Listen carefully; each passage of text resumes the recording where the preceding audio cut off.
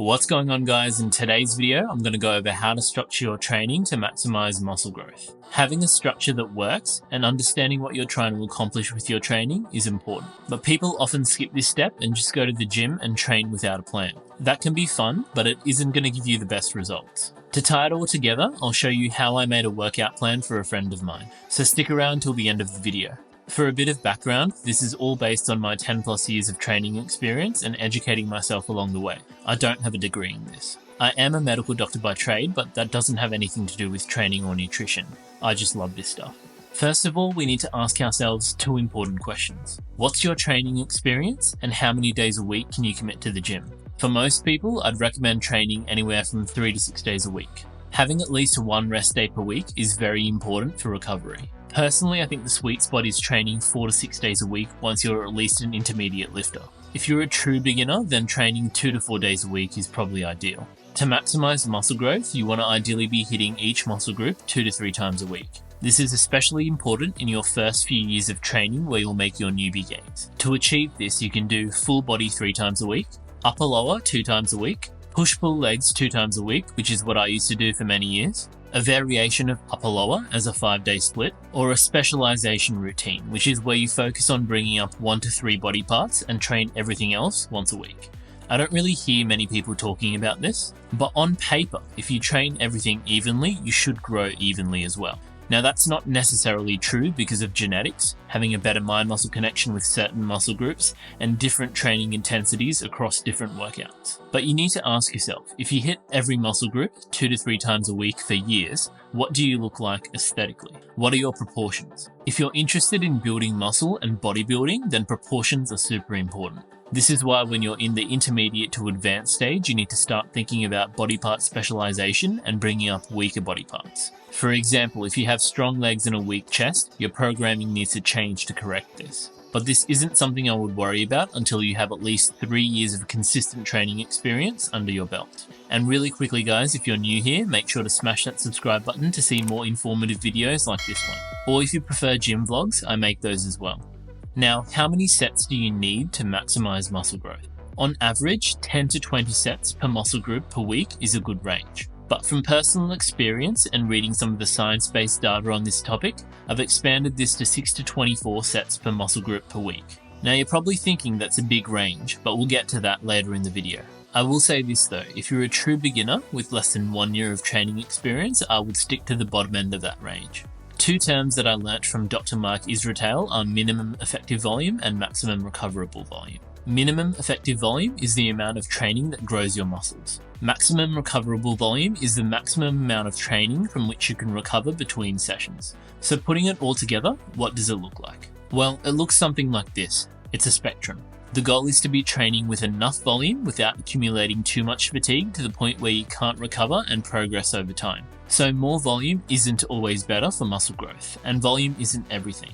What about intensity? Intensity is basically how hard you're training. And how hard you're training is how close to failure you take your sets. The rate of perceived exertion scale, or RPE scale, is a way of quantifying intensity. So what's more important, intensity or volume? Well, the answer is both. I've said this before and I'll say it again.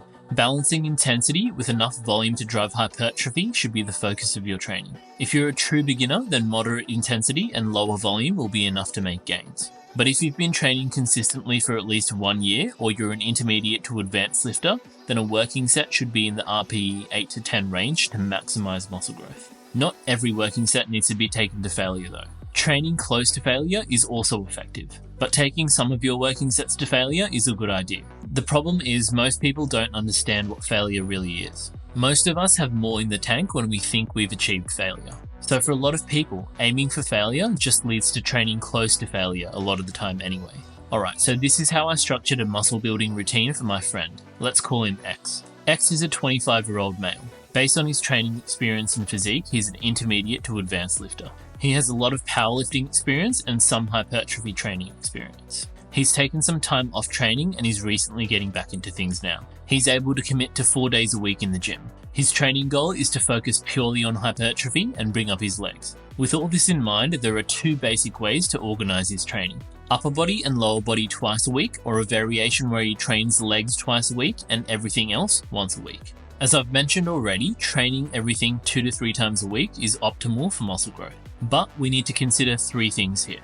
Firstly, we only have 4 days to play with. Secondly, X wants to bring up his legs to improve his overall proportions. If we train his legs with the same proportions as upper body in this training block, we might not change his proportions as significantly. Lastly, just because he's training his upper body once a week, it doesn't mean he won't build muscle. We're just talking about what's optimal. Because of all of this, I went with the variation routine. So here's what I came up with. Monday is the main leg day. Tuesday is chest and triceps. Then we have a few days rest. Friday is legs and shoulders. On the second leg day, we're doing a main squatting movement and a Romanian deadlift for hamstrings. All the machine work was included on Monday. And Saturday is back and biceps. That covers all the major muscle groups over a 4-day split, and it hits quads and hamstrings twice a week. For hamstrings, aside from leg curls and Romanian deadlifts, there isn't really much more that you can do, and if there is, it's probably overkill anyway.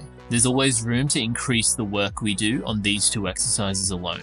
I've also added in some options so that X can pick between 2 to 3 variations of a similar exercise. I wouldn't change the exercise every week though. Find one that you like and stick with it for the training block. If you wanted to hit everything twice a week on a 4-day split, then an upper-lower program would be better, but your total weekly volume per muscle group would be the same.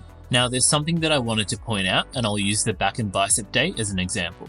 You can do fewer exercises in a session by increasing the number of sets you do per exercise. For example, you don't need to do the pull-ups or the hammer strength machine curls if you increase the number of sets you do on the previous exercises. This way you can do 3 back and 2 bicep exercises instead of doing 4 back and 3 bicep exercises. Doing more exercises isn't always better for hypertrophy.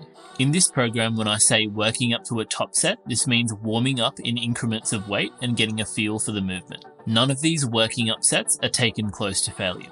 They're simply to get the muscle ready and reduce the risk of injury. The top set that you build up to is your first working set in the 8 to 12 rep range that you take close to failure or to failure. Generally, after your top set on an exercise, you won't be able to match the same reps on your next set if you use the same weight. So for your 2nd to 4th working sets, you'll have to drop the weight, but you're still training to failure or close to failure in the 8 to 12 rep range. On your next exercises for that muscle group, you might not need as many working up sets because you're already warmed up and ready.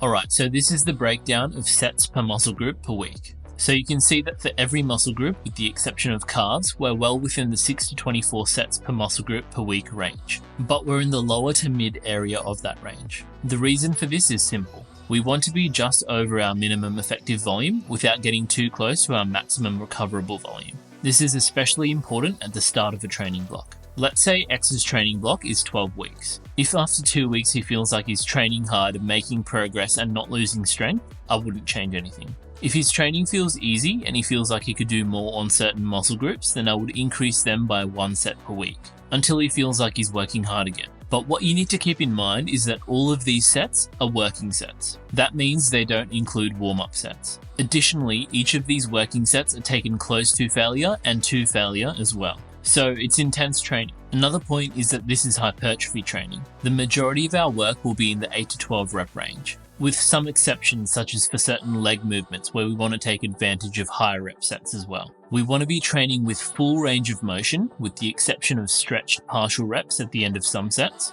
We want to build a good mind-muscle connection, and we want to control the eccentric part of each rep as well. The key here is quality with enough quantity. This minimizes fatigue and maximizes muscle growth over time. Hypertrophy is just an adaptation to a stress. You need to stress your body in the gym, get enough nutrition and recovery, then come back and do it again better.